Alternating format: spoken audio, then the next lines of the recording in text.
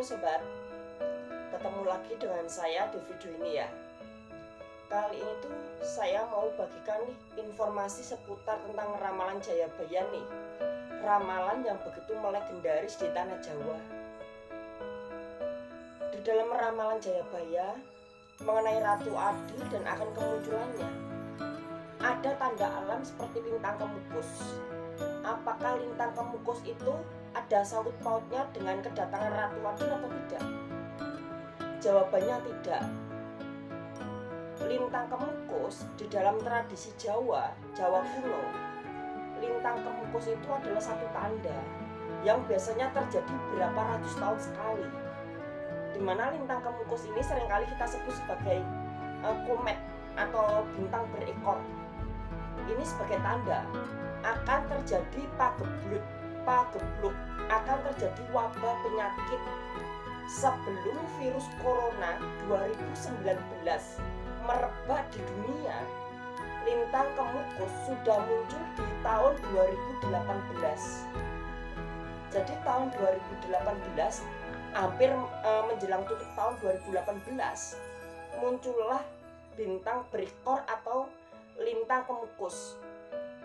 Dan di tahun 2019-nya terjadi wabah penyakit corona, di mana corona ini melanda di seluruh berbagai dunia, melanda di berbagai negara ya, di penjuru dunia. Jadi lintang kemukus itu tuh sebenarnya sebagai tanda akan terjadinya pagebluk atau wabah penyakit yang akan melanda umat manusia. Nggak ada sangkut pautnya sama Ratu Adil. Lalu dalam ramalan Jayabaya, kedatangan Ratu Adil barulah bersangkutan menjelang tutup tahun. Di dalam ramalan Jayabaya, selet-seleting besok ngancek tutuping tahun, selambat-lambatnya nanti menjelang tutup tahun bakal ono dewa ngejawantah, akan ada dewa tampil atau dewa muncul awujud manungso, berwujud manusia, apa rupa kaya Bathara Krishna, berwajah berparas seperti Dewa Krishna, awatak Baladewa, berwatak Baladewa atau keras kepala. Jingejer wolak wali ing zaman, sebagai tanda nyata akan terjadi perubahan zaman. Jadi Ratu Adil itu adalah aktor pertama.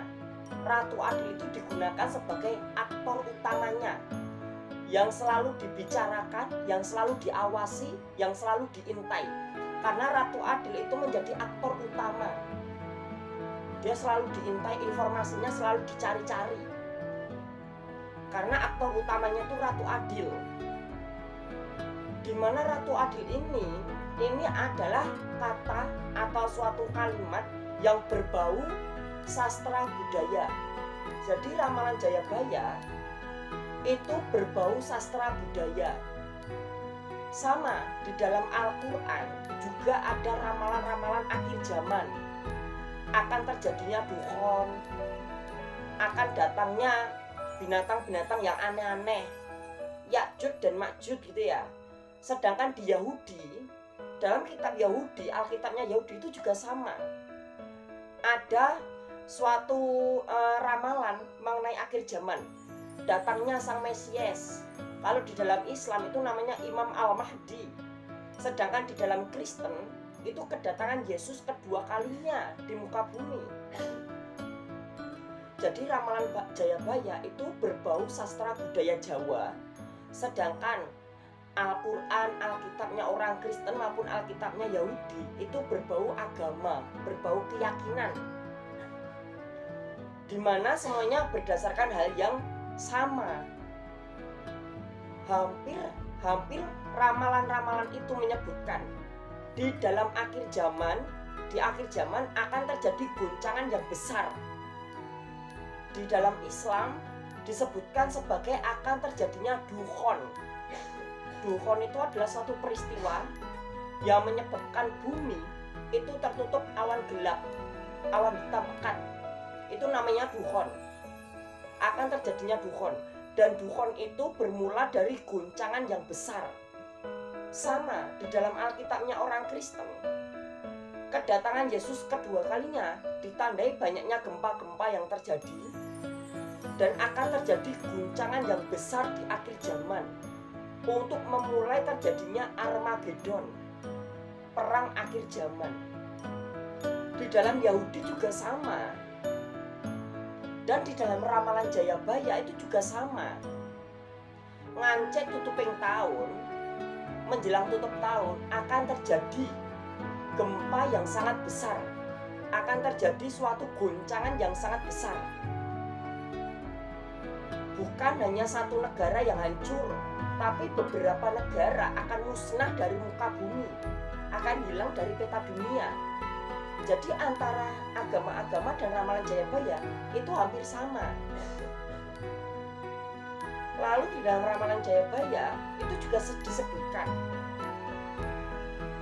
bahwasannya nanti Ratu Adil setelah kejadian itu dalam ramalan Jayabaya disebutkan wong Jawa kari separo.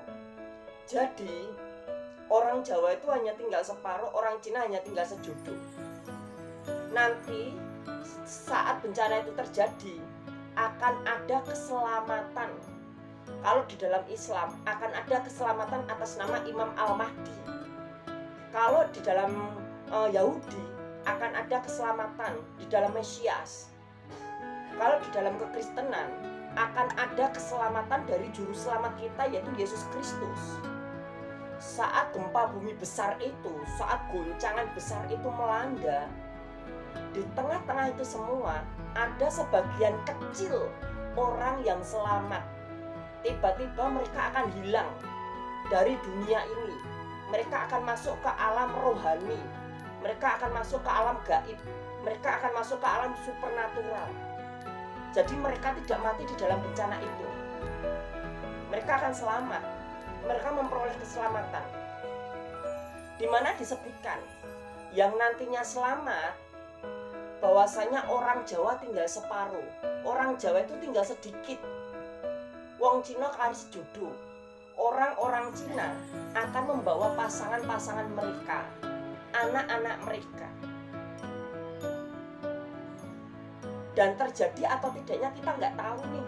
Aku sendiri, aku juga nggak percaya kalau belum terjadi. Kalau semua itu benar-benar terjadi, aku baru percaya. Kalau semuanya belum terjadi, aku belum percaya nih. Mana buktinya? Nyatanya belum terjadi. Kita tunggu saja ya bukti nyatanya.